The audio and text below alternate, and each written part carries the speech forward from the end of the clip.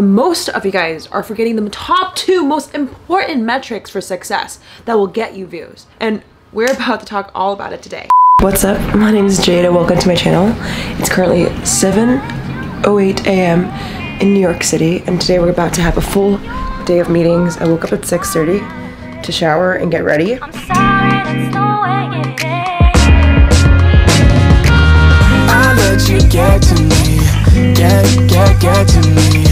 I let you get to me now. So guys, I'm here in New York. I just got off my train. It's currently almost 8 a.m. I have a meeting at 9 a.m. at WeWork with a art platform company. I'm consulting for their social media. But before then, I'm going to Pretz, which is a cafe, and I just ran into one of you guys on the subway. Make sure you guys come up and say hi if you ever see me, because I love hugging, and it was really nice to see you, and you guys make my day. Girl, but I ain't got much to say. I think we're better off here, leave it on the tape. Maybe in another life, maybe in another. I just finished my presentation. I typed up everything. I'm gonna go headed to the office right now. I haven't met this client yet. We just talked last week. So we're moving super fast in this project. They're basically like a Netflix, but for artists and people who want to grow online. Although I'm nervous as hell, I'm gonna show up and trust that I'm here with purpose. And sometimes what I think is like, you don't understand what's happening to you in the moment. But later you look back, you're like, you know, that's why I was nervous. That's why maybe I was scared, and it's all worth it. Hopefully. Okay, let's go. For you when you're wrong. I feel love for you, hard for me to chew. Why does it feel right when it's so wrong? But we should part ways now, girl. Riding different ways now, girl. Don't feel alone. Alright, so we have this little guessing game. What? How old is Jade? 24. Oh god. See? That's so funny. It's because you speak so eloquently. I am so proud of her. You're 18. Yeah. 12. 12, close! So you can even increase the prices at that point, like, you know what I mean? Like, there's so much room for you get to me, get to me. I let you get to me now. You go fooling me, you go fooling me now. You go fooling me, you go. We fell in love when we didn't fuck. Now that we did, we both had enough. We shared our secrets, but was it too much? We should feel something, we're shit out of luck. And your feelings change. Alright guys, so I'm actually back home in my New York apartment, and I just got a DM from one of you guys asking me advice on how to grow on YouTube. Now, a lot of you guys were giving me data, and I freaking love data, and I remember a lot of people want to increase their views. But most of you guys are forgetting the top 2 most important metrics for success that will get you views. And we're about to talk all about it today. So a lot of the times we don't understand what contributes to views. And just a disclaimer, this is all stuff that I have seen in my experience work for me and the clients I work with. So if you've seen something different, make sure you guys comment below your experiences as a YouTuber. I love to collectively create more knowledge on this platform. So if I do say something that you don't agree with, make sure you actually comment below. I'm genuinely curious. My theory, and I guess what I believe in, is views don't matter. What matters the most and what makes YouTube the platform dictate whether your video is gonna pop or not pop is watch time and where your videos are being suggested from.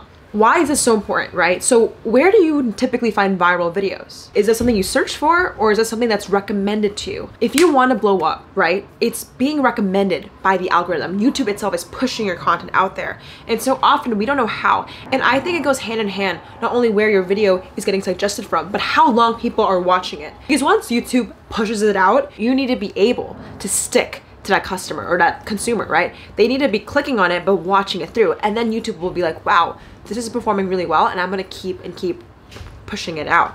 So that's why I think retention and a combination of suggested videos and having a strategy in place to watch those 2 metrics are way more important than views, because as a byproduct, views will come afterwards. So I just actually messaged one of my subscribers to hopefully let me see their data and check it out. I love DMing you guys and talking, so we're about to call our special guest so I can show you a real example of how we can maybe look at some data, and hopefully you can learn a little something for yourself too. So let's go call you guys up and access your data.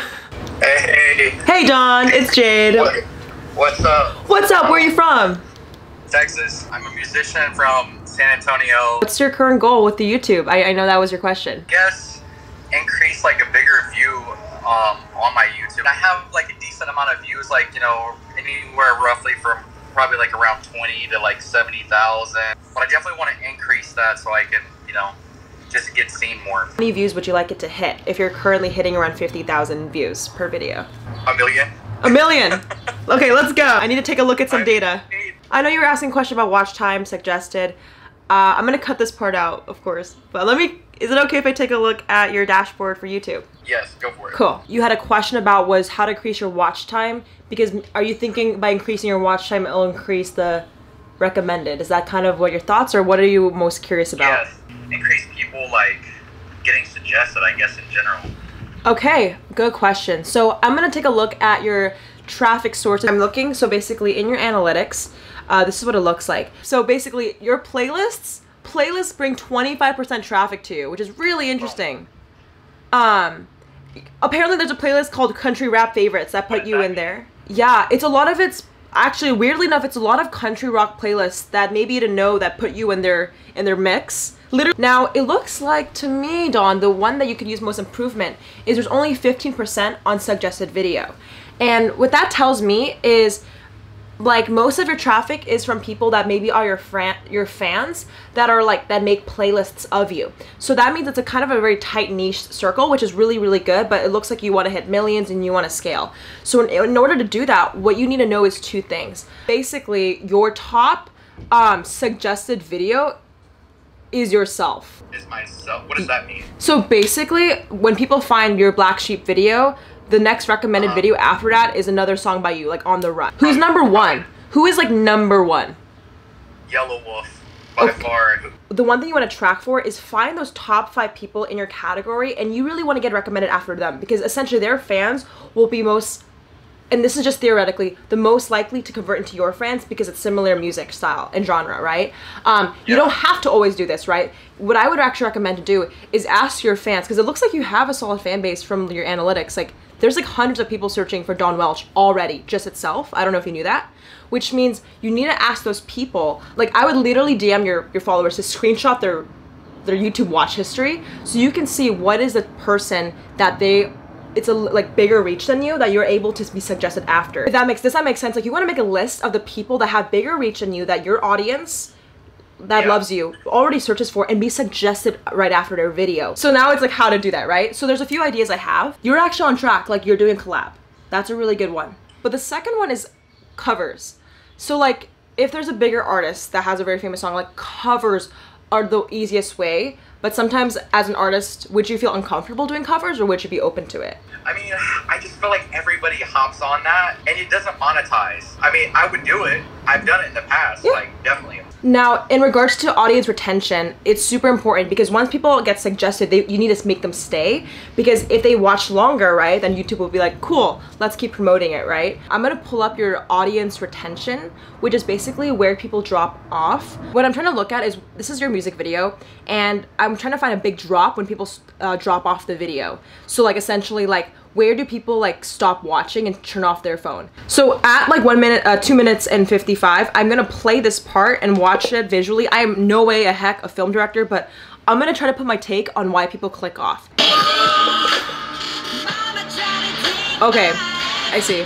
So at 2 minute 55, if there's anything you notice, the first thing I notice is a drone clip of the frame looking down, and it's quite long. So it could be, and this is just my assumption, most of the shots in this video are like people, girl, like, and then there's like for 2 minute 55, it's just a drone shot of the ground that's barren. So a lot of people might close it because they think it's done. So maybe the next time you want to maybe create like a storyline. So like the song is almost like the storytelling or the dialogue. So the user wants to stay to the very end to see what happens. I mean, like you could totally implement something like this, because your watch time is, I mean, like I'll be very honest, it's actually very, very good. So the hardest thing with musicians actually is like, because music is like 3 minutes and not like a 15-minute vlog, right? You want to maybe increase that with a story, with a short film. And I know that's more creative aspects and more abstract, but like I highly recommend always like to have the first 30 seconds maybe have something that's like makes the user curious so they can stay to the end. Bye, Lynn. I'll talk to you soon.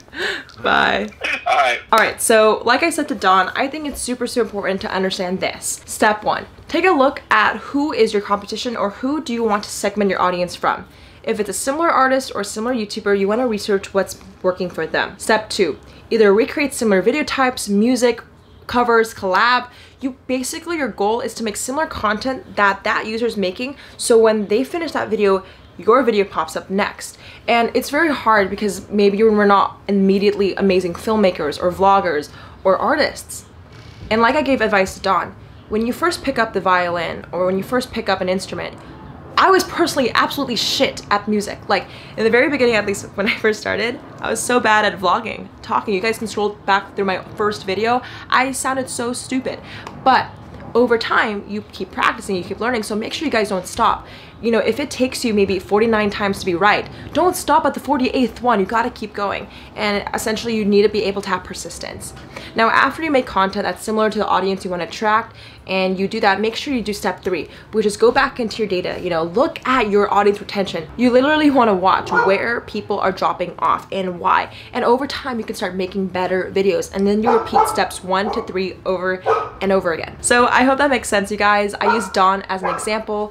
If you ever want me to look at your channel, make sure you guys DM me, subscribe to this channel, and share this to a friend that might be helpful. I really want to help each other out, and if you don't agree with anything I'm saying, I'm genuinely curious to know what you think. Like, I'm not some sort of digital marketing expert, but I love observing data and numbers and just making wise decisions together. So if you want to maybe comment below what Dawn could do better, maybe we could help each other out, and I'll catch you guys very soon. Make sure this video a like, and shout out to the comment winner. Shout out to the comment winner. Comment on this post to be featured in the next episode. If you want to be the next comment winner, all you gotta do is, I want you guys to comment below a question you have for me or some feedback. I love to know your thoughts, and I really appreciate you guys so much. I literally had such an amazing day in New York. Like, I'm so thankful to be here. Incredible work day. I really am so thankful for my clients and the people that I get to help, and especially you guys. So again, I want to shout out Dawn, Chrissy, who I met on the subway earlier. Yeah, DarmaNATION, I love you guys. I'll catch you guys in the next one. Subscribe, like this video, good.